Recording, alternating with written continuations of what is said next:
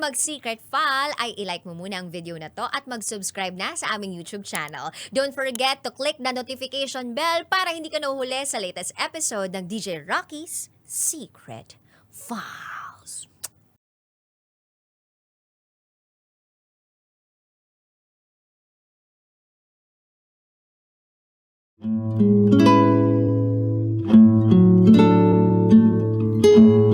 And now, it's time for DJ Rocky's Secret Files.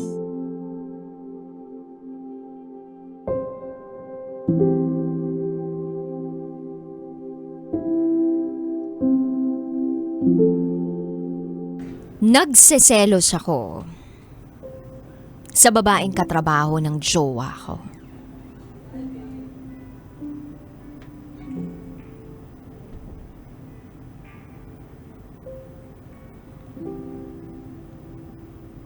Hi DJ Rocky.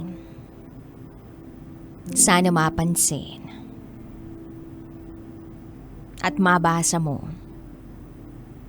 itong kwento ko. Itago mo ako sa pangalang Maria. At ito, ang aking secret file. Year 2016, nang makilala ko ang taong mamahalin ko ng sobra-sobra. Itago natin siya sa pangalang Ryan. Pinsan niya yung pinsan ko. Pero magkaibang side.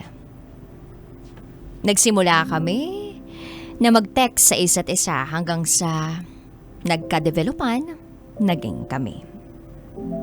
Walang video call. Through text lang talaga. Nagtagal kami ng halos 4 na taon bago kami magkita sa personal. Masaya ako nung nakilala at nakita ko na siya ng personal. At nang makita ko siya, ang sabi ko sa sarili ko, eto na ang gusto ko na makasama habang buhay. Ilang buwan siyang pabalik-balik sa amin. Halos 4 na oras ang biyahe niya makapunta sa amin. Pero, tinitiis niya yun. Wala lang sa kanya yun. Pupunta siya sa amin tuwing December. O May. Pero, sa tito ko siya tumutuloy. Natutuwa ako sa kanya. Kasi siya yung tipo ng taong may pangarap. Gagawin ang lahat-lahat. Matupad lang ang pangarap. At dahil medyo strikto ang pamilya ko, ay itinago ko na boyfriend ko siya. Pero kahit ganun pa man, may pagkapasaway kami. May nangyayari sa amin ng patago kapag nagkikita kami. Then college. Nagkalabuan kami. Selosa ako. Marami siyang kaibigan na babae. Long distance ang relationship namin. So, naghahanap ako ng maise-secure niya sa akin. Then, nakahanap ako ng magko-comfort sa akin. Although, alam ko sa sarili ko na mahal ko si Ryan. Pero wala eh. Yun yung kailangan ko noong mga panahong yun. Then dumating yung araw na binalikan ko si Ryan. Ang setup namin, mag-iipon ako ng pamasahe niya pauwi sa amin na hindi alam ng mga magulang namin. Minsan tumakas siya papunta sa apartment namin. Madalas wala ang ate ko sa apartment. Sa hindi inaasahang pagkakataon, umuwi ang ate ko sa apartment. Tinago ko sa damitan ng jowa ko.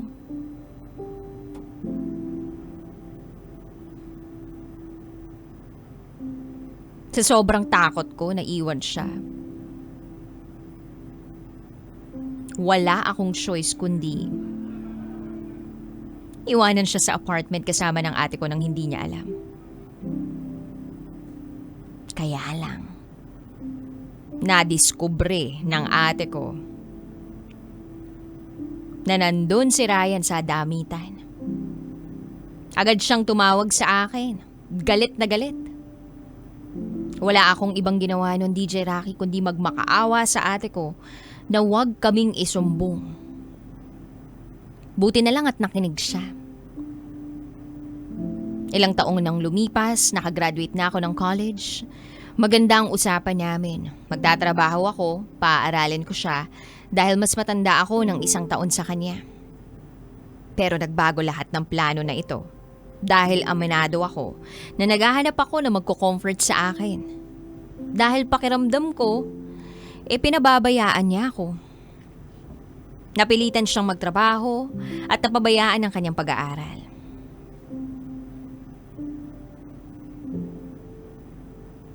Then sinubukan naming ayusin yung amin.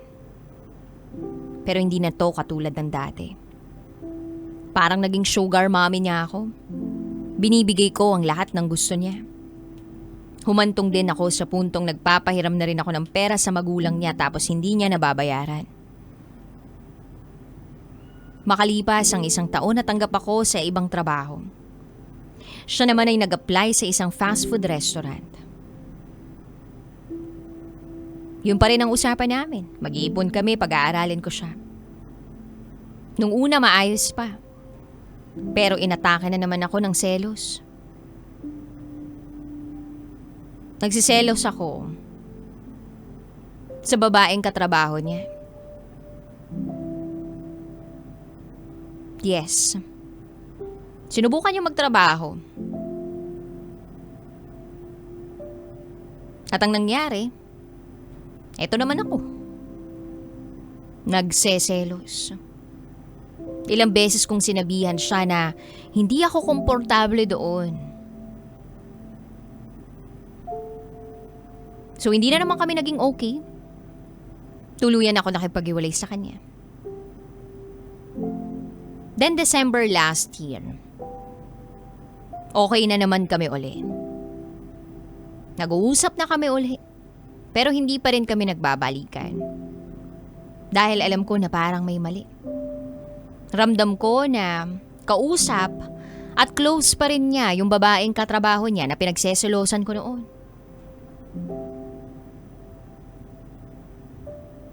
So, nag-decide ako na huwag na lang siyang kausapin ulit. Then April this year, sumugal ako ulit. Tinawag-tawagan ko siya. Kinumusta ko siya. Hanggang sa natagpuan ko na lang ang sarili ko na pumupunta sa kanila na wala siyang kamalay-malay.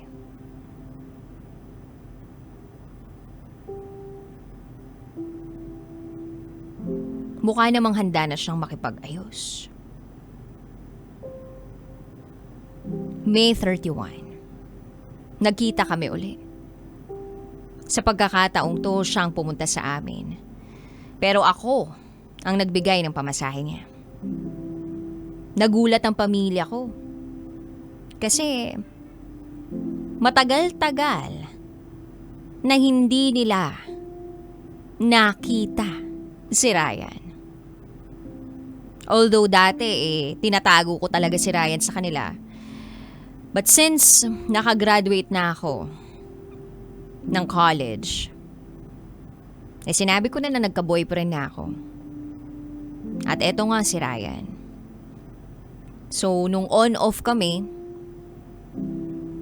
nagtatanong sila. At nung bumalik na nga si Ryan,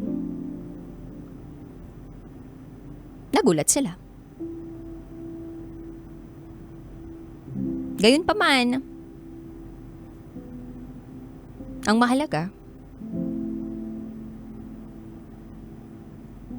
mahal ko siya.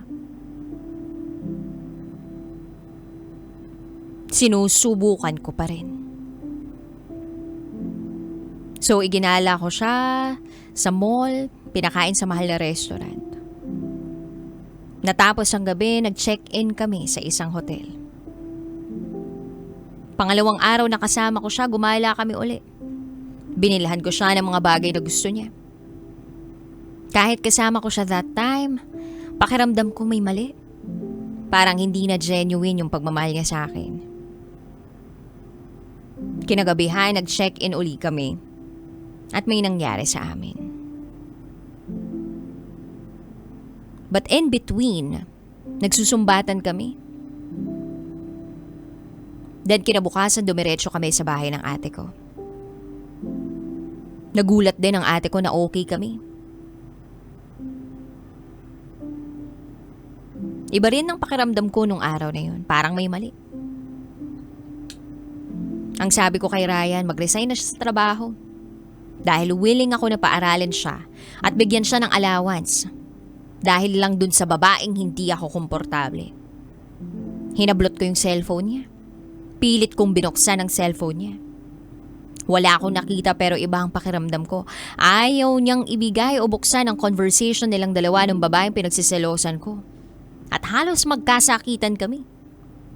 Umabot sa puntong nanginig ako at nawalan ng malay. Nagulat na lang ako dahil nasa tabi na ako nila ate ko at siya nasa baba. Then, tumabi ako sa kanya nung nakatulog na siya. Doon ko tsinempohan na kuhain ang cellphone niya. Nung nahawakan ko ang cellphone niya, agad kong niregister ang fingerprint ko. At sobra akong nasaktan sa mga nakita ko. Yung babaeng pinaghihinalaan ko, pinagseselosan ko, ay inuwi niya sa bahay nila. Nakakasama niya sa gabi-gabi. Sobrang sakit. Hindi ko alam kung paano makakabangon. At hindi ko rin alam kung anong gagawin ko that moment. Hanggang sa natagpuan ko na lang yung sarili ko na binubugbog siya. Sinubukan kong ikalma ang sarili ko. Kinabukasan, umuwi kami sa amin. Nung nasa bahay na kami, hindi ko pa rin siya kinakausap na maayos. Then hinawakan niya ang cellphone ko at binuksan ito. Nabasa niya yung conversation namin ng ka-text ko noon. That time lumakas ang loob ko na okay. Wala na to.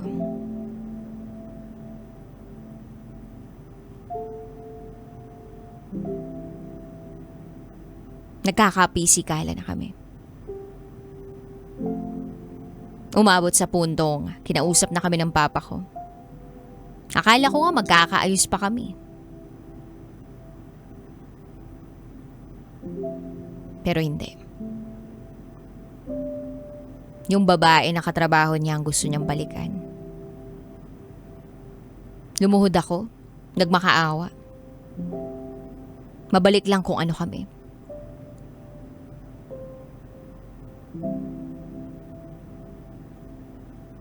Sa ngayon, hindi ko alam kung anong gagawin ko.